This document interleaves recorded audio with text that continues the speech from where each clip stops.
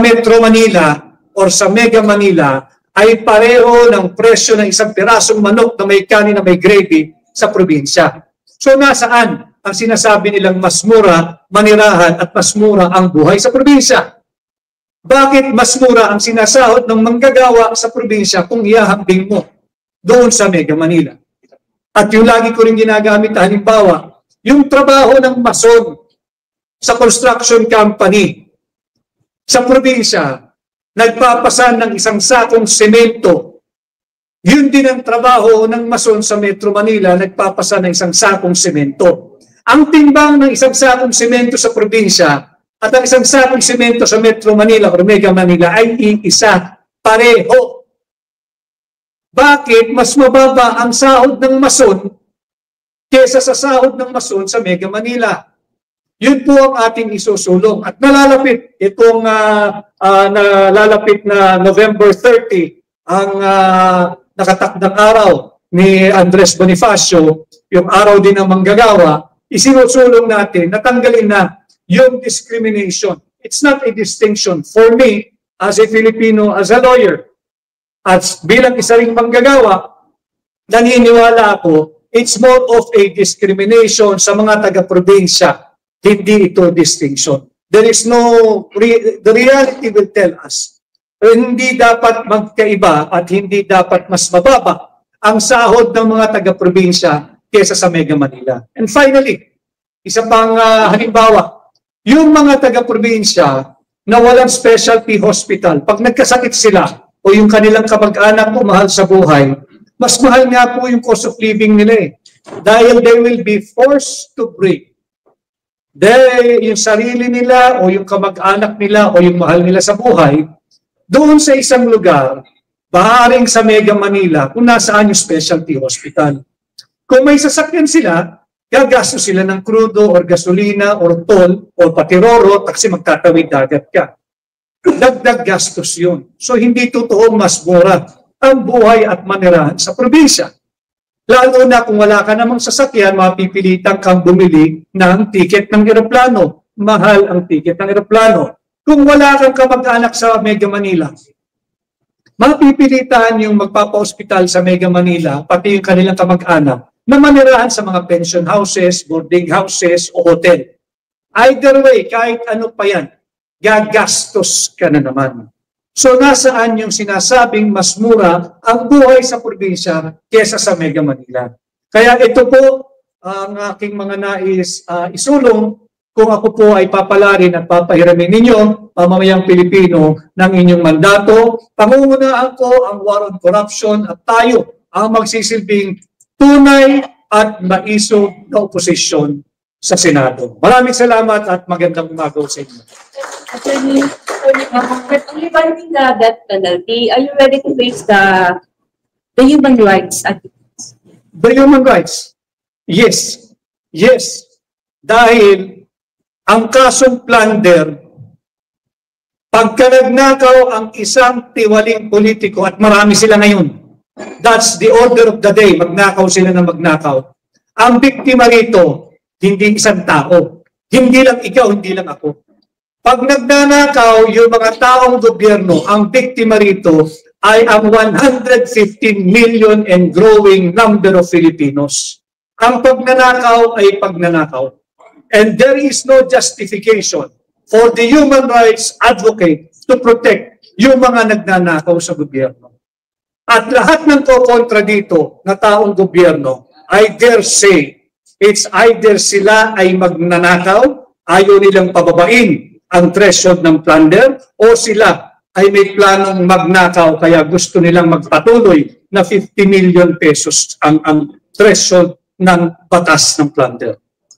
Attorney, can we have your reaction? Because there's a report that right now that inawat na raw ni President Marcos ang impeachment complaint against VP Sara. Any reaction to this? I do not know where that report came from. But kung sakasakaling lumabas nga yan, di mabuti, inamin niya na talagang merong ginagawang impeachment laban kay Vice President Inday Sara Duterte. Hindi mabuti at inamin ni Bongbong Marcos na yung panawagan namin to protect and defend and uphold the Constitution to protect and defend Vice President Inday Sara Duterte, and most especially, protect, defend, and uphold the mandate given to Vice President Inday Sara Duterte by the 32 million Filipinos ay totoo. Subalit, I am not impressed. Dahil kung talagang gusto mong tumino at tumahimik ng ating bansa, patigilin mo yung pinsan mo at yung mga alyado mo sa panggigipit sa mga Duterte, kay Pangulong Duterte at kay Vice President Inday Sara Duterte. And by saying what you just asked me to react na pinatitigil, hindi siya dapat pasalamatan ng sambayan ng Pilipino. Dahil trabaho niya na siguruhin na walang instability ang ating bansa. Sabihan niya yung kanyang mga alyado, itigil nyo na yung inyong ambisyon na maging Pangulo pagdating ng 2028. Hindi pa panahon, darating tayo riyan. But for now, kailangan lahat tayo ay nakafocus sa nation building. Ang palitan ng dolyar sa piso ay 59 na. Inuuna pa ng mga taga-kongreso yung ambisyon nila na maging Pangulo. Eleksyon na mabukas. Ang eleksyon pagka-Pangulo ay 2028. Ang daming nagugutom. Ang daming underemployed. Ang daming unemployed. Yung sinasabing rate ng mga unemployed, kasi di ba binago na nila yung definition ng ng employed. Ngayon may ilang araw ka lang, may ilang oras ka lang may trabaho sa isang linggo. Ang kategory mo, employed ka na eh.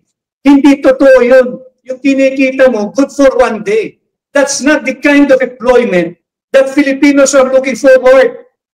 Hindi ba, hindi yan yung uri ng empleyo na hinahanap natin. Ang hinahanap nating empleyo, yung makakapagbigay stability sa ating pamilya, yung hindi tayo na namumuhay ng from paycheck to paycheck, yung nakakapagplano tayo, kahit man lang once a year na bakasyon para sa ating pamilya, para sa ating mga anak. Iyan ang tunay na employment.